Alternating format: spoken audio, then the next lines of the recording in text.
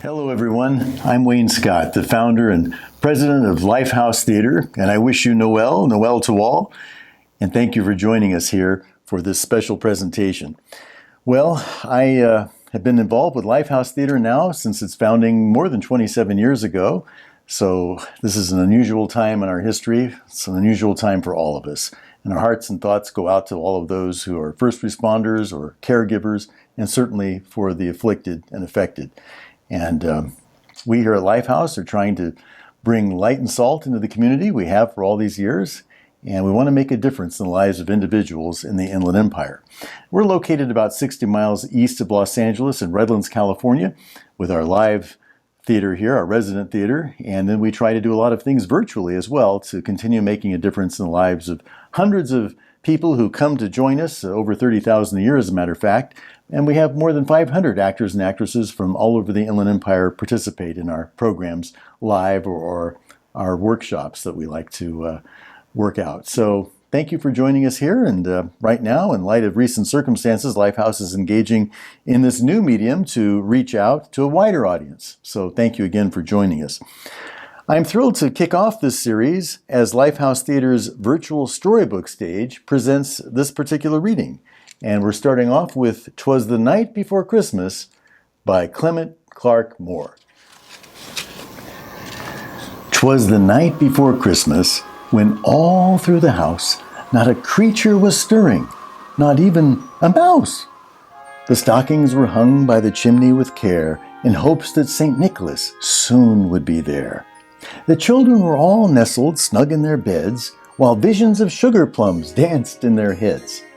And Mama in her kerchief and I in my cap had just settled our brains for a long winter's nap. When out on the lawn there rose such a clatter, I sprang from the bed to see what was the matter. Away to the window I flew like a flash, tore open the shutters, and threw up the sash.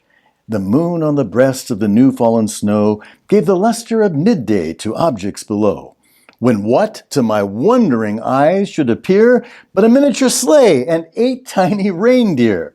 With a little old driver so lively and quick, I knew in a moment it must be St. Nick. More rapid than eagles his coursers they came, and he whistled and shouted and called them by name. Now Dasher, now Dancer, now Prancer and Vixen, on Comet, on Cupid, on Donder and Blitzen, to the top of the porch, to the top of the wall, now dash away, dash away, dash away all. As the dry leaves that before the wild hurricane fly, when they meet with an obstacle, mount to the sky, so up to the housetop the coursers they flew, with a sleigh full of toys and St. Nicholas too. And then, in a twinkling, I heard on the roof the prancing and pawing of each little hoof. As I drew in my head and was turning around, down the chimney St. Nicholas came with a bound. He was dressed all in fur from his head to his foot, and his clothes were all tarnished with ashes and soot. A bundle of toys he'd flung on his back, and he looked like a peddler just opening his pack. His eyes, how they twinkled, his dimples, how merry.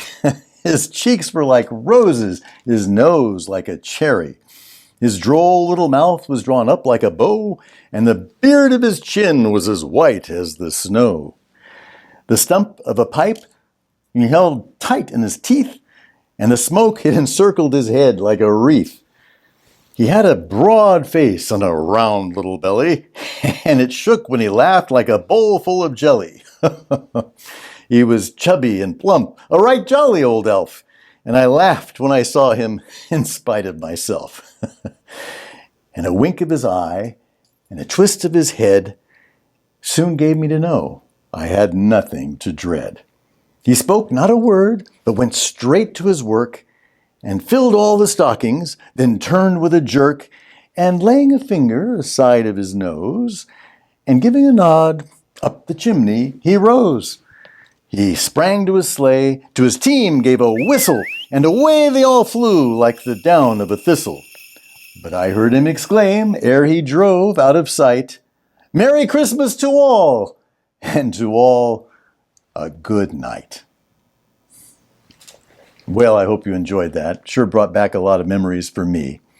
Thank you for joining in this dramatic retelling of this great classic Christmas tale.